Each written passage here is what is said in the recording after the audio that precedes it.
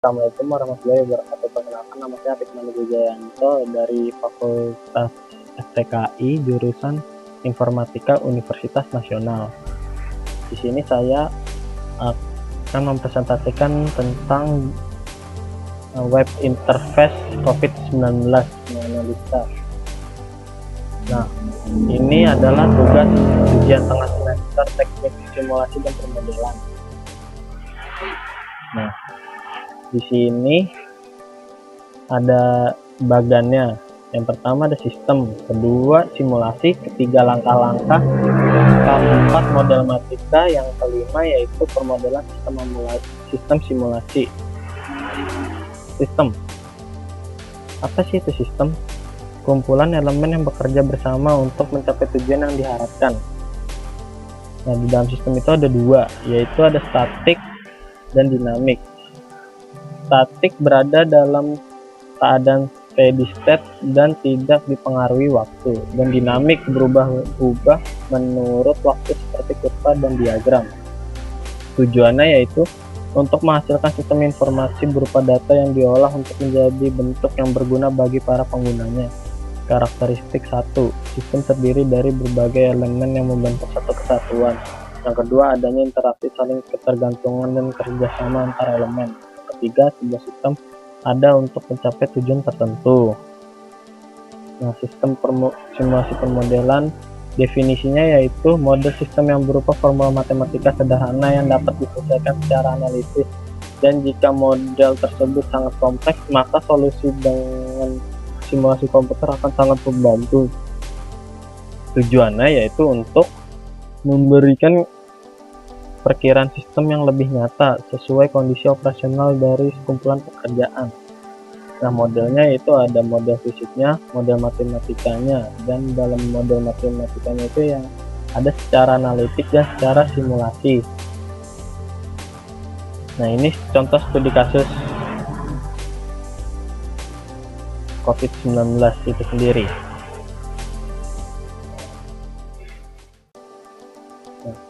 Ini ada interface website dari corona.jakarta.go.id. Analis. Nah, di sini juga ada bisa dilihat sendiri. Analis.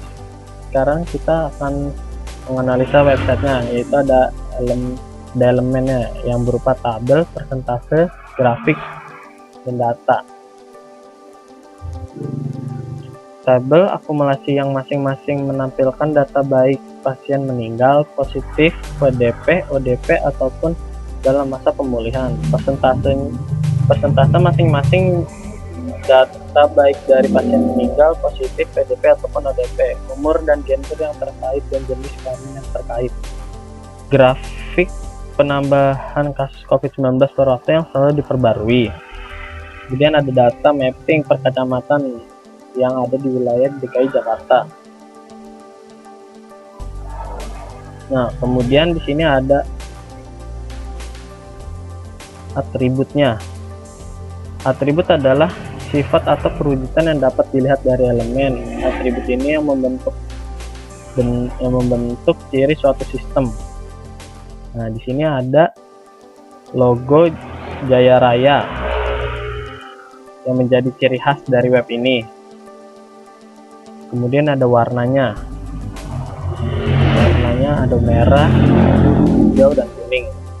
Warna yang digunakan yaitu merah untuk kasus yang terkonfirmasi positif COVID-19, hijau yaitu ODP, kuning yaitu PDP, jenis kelamin perempuan, dan biru untuk jenis kelamin laki-laki. Nah, ini ada tabel akumulasi data PDP, ada tren nasional dan Jakarta, sama penambahan kasus harian. Nah, kesimpulannya yaitu website Jakarta Tanggap COVID-19 termasuk dalam sistem dinamik karena data yang disajikan berubah berdasarkan waktu yang tertera pada kurva dan diagram. Dalam sebuah sistem tentunya memiliki elemen dan atribut yang saling berkaitan. Website ini bekerja sama dengan berbagai rumah sakit yang menanggulangi kasus COVID-19 untuk mendapat data yang terupdate serta referensi dari Kementerian Kesehatan, Badan Penanggulangan Bencana Nasional, Dinas Kesehatan DKI Jakarta, dan beberapa lembaga lainnya, baik nasional maupun internasional. Nah, ini adalah flowchart dari analisis website tersebut. Flowchart tersebut menggambarkan langkah-langkah dalam studi simulasi. Penjelasan tersebut sama seperti tahap-tahap dalam menganalisis masalah hingga diimplementasikan ke dalam bentuk program aplikasi. Contoh tahap menganalisis masalah sudah dijelaskan dan penjelasan sebelumnya, dan tahap pembuatan program aplikasi berdasarkan masalah akan dijelaskan di slide berikutnya. Penjelasan mengenai diagram model matematika di sini seperti pada umumnya, yaitu terdapat formulasi matematika yang tentunya berbeda dari setiap kasus dalam hal rumus matematikanya. Selanjutnya, tahap-tahap tersebut akan ditentukan berdasarkan model matematika yang berada pada diagram, yaitu menentukan masalahnya terlebih dahulu, hingga ke tahap sistem karakteristik, analisis, validasi, hingga menemukan solusi masalah pada tahap terakhir. Nah, pemodelan sistem simulasi yaitu ada QU. QU itu adalah kumpulan data dengan penambahan data hanya melalui satu sisi, yaitu belakang atau tail, dan penghapusan data hanya melalui sisi depan atau head. Sifatnya yaitu FIFO, first in first out, yaitu data yang pertama masuk akan keluar terlebih dahulu, dan data yang terakhir masuk akan keluar terakhir. Di mana kondisi antrian penuh dan kosong. Bila penuh, elemen pada antrian mencapai kapasitas maksimum antrian. Pada kondisi ini tidak mungkin dilakukan penambahan ke antrian. Penambahan elemen menyebabkan kondisi kesalahan atau overflow. Kemudian kalau kosong, bila tidak ada elemen pada antrian, pada kondisi ini tidak mungkin dilakukan pengambilan elemen dari antrian. Pengambilan elemen menyebabkan kondisi kesalahan overflow. Nah, kemudian ada karakteristik elemen atau item-item data yang terdapat di elemen antrian. Front atau elemen terdapat dari antrian. Rare, elemen terakhir dari antrian. Count, jumlah elemen pada antrian, dan status antrian.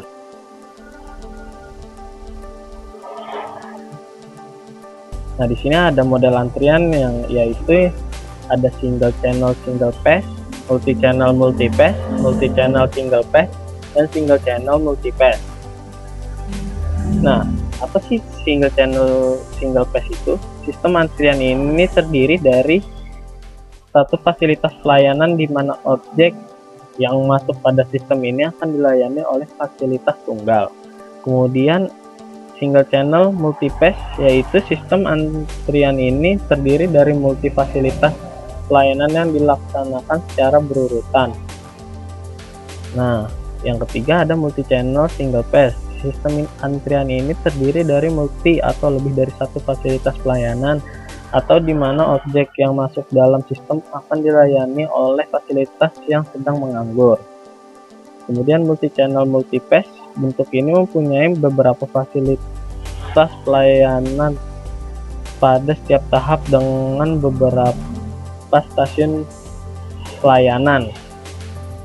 Nah, sekian dari presentasi kali ini. Terima kasih sudah menyimak presentasi dari saya. Wabillahi taufik wal hidayah. Wassalamualaikum warahmatullahi wabarakatuh.